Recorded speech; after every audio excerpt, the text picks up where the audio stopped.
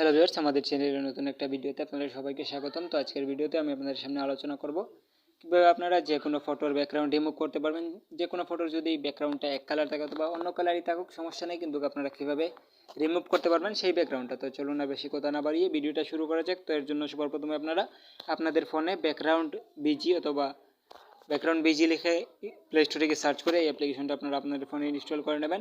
তারপরে অ্যাপ্লিকেশনটা ওপেন করবেন। অ্যাপ্লিকেশনটা ওপেন করার পরে এরকম একটা ইন্টারফেস চলে আসবে। আপনাদের বেলায় পারমিশন যদি চাই তাহলে পারমিশন চাইলে অ্যালাউ করে দেবেন।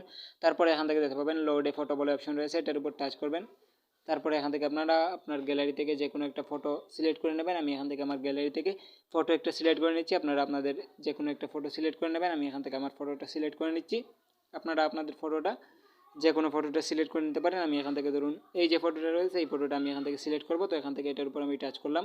তারপরে এখান থেকে ফটোটার উপর সিলেক্ট করে টাচ করার পরে এখান থেকে ফটোটা চলে আসবে। তারপরে এখান থেকে আপনারা চাইলে ফটোটাকে ক্রপ করতে পারবেন। এখান থেকে এরকমভাবে করে ক্রপ করতে পারবেন। আমি এখান থেকে ক্রপ করবো না, যেভাবে আছে সেরকমই রাখবো। তারপরে এখান থেকে উপরের দিকে ডান অপশন দেখতে পাবেন, ডান অপশনে টাচ করবেন। এখান থেকে ডান অপশনে টাচ করার পরে এখান থেকে ফটোটা এখানে চলে আসবে। তারপরে এখান থেকে আপনারা দেখতে পাবেন যদি এক কালার কোনো ফটোর ব্যাকগ্রাউন্ড থাকে তাহলে এখান থেকে আপনারা কী করবেন, এই যে 2 নম্বরে যে অপশন দেখতে পাবেন অটো কালার বলে, অটো কালার অপশনে টাচ করবেন। তারপরে এখান থেকে এনে এখানে একটা রাখবেন। তারপরে এখান থেকে দেখতে পাচ্ছেন এটা কিন্তু পুরোপুরিভাবে বলতে গেলে ব্যাকগ্রাউন্ডটা রিমুভ হয়ে গেছে। তো এখান থেকে আমি এখন এই যে লেখার মধ্যখানের যে ব্যাকগ্রাউন্ডগুলো রয়েছে এগুলো রিমুভ করব। তো এর জন্য এই যে লেখার মধ্যখানে এনে এইগুলো রাখে দেবেন। তারপরে এখান থেকে দেখতে পাচ্ছেন এটা কিন্তু হয়ে গেছে। তারপরে এখান থেকে এটা আমি রিমুভ করে দিলাম। তারপরে এখান থেকে এখানে এনে রেখে দিলাম। তারপরে এখান থেকে সবগুলো রিমুভ হয়ে গেল। তো তারপরে এখান থেকে উপরের দিকে ডান অপশনে টাচ করবেন। ডান অপশনে টাচ করার পরে এখান থেকে সেভ অপশনে টাচ করবেন।